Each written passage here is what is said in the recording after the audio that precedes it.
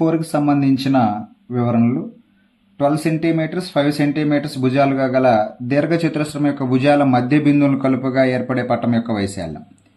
ఇది దీర్ఘచతురస్రం. దీని పొడవు 12 సెంటీమీటర్స్, వెడల్పు వచ్చేసి 5. భుజాల మధ్య బిందువులను కలిపితే ఇలా వస్తుంది. ఇది రాంబస్. దీర్ఘచతురస్రం యొక్క భుజాల మధ్య బిందువులను కలిపితే రాంబస్ ఏర్పడుతుంది. ఇది ఒక కర్ణము, ఇది ఒక కర్ణం.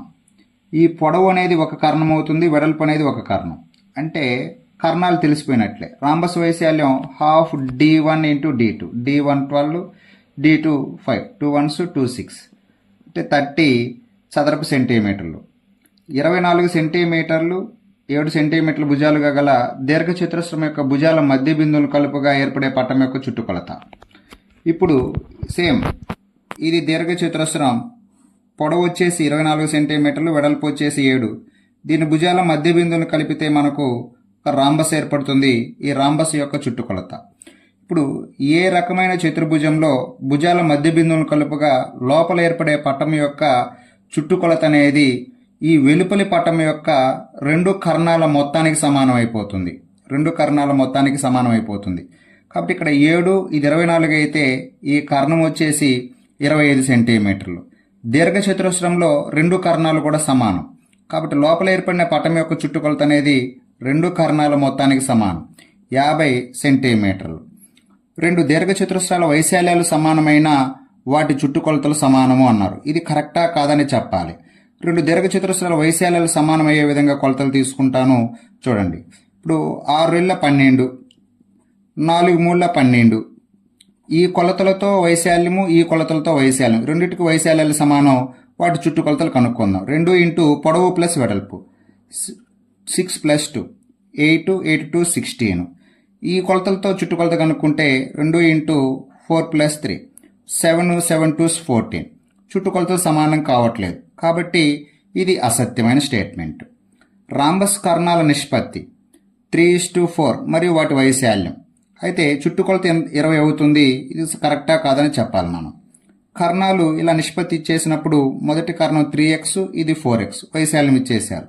Half d1 3x into 4x is equal to 24.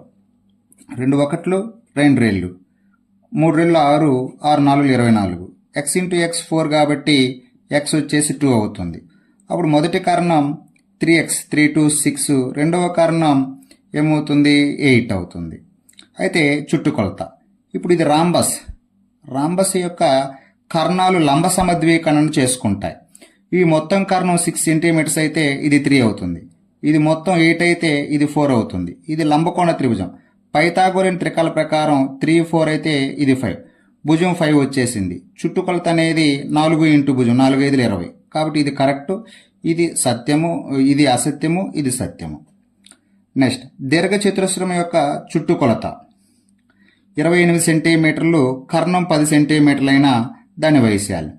దీర్ఘచతురస్రం యొక్క చుట్టుకొలత 2 ఇంటూ పొడవు ప్లస్ వెడల్పు వచ్చేసి 28 సెంటీమీటర్లు. 2 1లు 2 14. అంటే L + B is equal to 14. కర్ణం వచ్చేసి ఏంటి? √L² + B² is equal to 10. L² + B², square root అటు సైడ్ పోతే దీని స్క్వేర్ అవుతుంది. 10² అంటే 100. ఈ 2 కండిషన్స్ను ఉపయోగించుకొని వైశాల్యం కనుక్కోవాలి. వైశాల్యం అంటే L ఇంటూ B. ఈ 2 నియమాలను ఉపయోగించి L ఇంటూ Bని కనుక్కోగలగాలి. అయితే మనం కొన్ని విలువలను కానీ ఎస్టిమేట్ చేయగలిగితే వచ్చేస్తుంది. లేక ఇప్పుడు ఎలా చేయాలి? బీజగణితం ఉపయోగించుకోవాలి. L + B తీసుకొని ఇరువైపులా వర్గం చేద్దాం. L + B whole is equal to 14². A + B whole ప్రకారం L² + B² plus 2LB is equal to 14² అంటే 196. L² + B² అనేది ఇది 100 ప్లస్ 100 అటు సైడ్ పోతే -100. అప్పుడు 196 - 100 అంటే 96. 2 1లు 2 4లు 8, 2 8లు 16, 48. అంటే L into B is equal to 48 అంటే వైశాల్యం వచ్చేసింది. సమాంతర చతుర్భుజం యొక్క భూమి ఎత్తుల నిష్పత్తిలో ఉంటే అప్పుడు భూమి వచ్చేసి 5x అవుతుంది, ఎత్తు వచ్చేసి 2x, వైశాల్యం 360. సమాంతర చతుర్భుజం యొక్క వైశాల్యం భూమి ఇంటూ ఎత్తు అంటే 5x into 2x is equal to 360. 5 2 10 అంటే ఈ సున్నాకి ఈ సున్నా క్యాన్సిల్. ఎక్స్ ఇంటూ ఎక్స్ 36 అయితే ఎక్స్ వచ్చేసి 6 అవుతుంది. 6 6 జా 36 కాబట్టి. ఇక్కడ అడిగింది ఏంటి, భూమి కంటే ఎత్తు ఎంత తక్కువ అంటే ఈ రెండింటి మధ్య భేదం అని. భేదం ఎంత, ఇది 5x ఇది 2x అయితే 3x. అప్పుడు 3 ఇంటూ 6 ఎక్స్ ప్లేస్లో 6 18. ఈ రెండింటి మధ్య భేదం 18 సెంటీమీటర్లు అని అర్థం. నెక్స్ట్ 6వ ప్రశ్న, సమలంబ చతుర్భుజ వైశాల్యం అంటే సమలంబ చతుర్భుజం అంటే ట్రెపీజియం. ఒక సమాంతర భుజం ఇచ్చేశారు, వాటి మధ్య లంబ దూరం ఇచ్చేశారు, రెండవ సమాంతర భుజం అంటే సమలంబ చతుర్భుజం యొక్క వైశాల్యం half H into A plus B is equal to 16. దీంట్లో ఇచ్చిన మెజర్మెంట్స్ని సబ్స్టిట్యూట్ చేద్దాం. హాఫ్ హెచ్ ప్లేస్లో లంబ దూరం అంటే 4, ఒక సమాంతర భుజం వచ్చేసి 5, ఇంకొకటి తెలియదు కాబట్టి బి అలాగే ఉంచేస్తాం 6. 2 1 2 రెళ్ళు, 2 1 2 8. 8 రావాలి అంటే 5కి ఎంత యాడ్ చేయాలి, 3 యాడ్ చేయాలి. కాబట్టి రెండో సమాంతర భుజం 3 సెంటీమీటర్స్.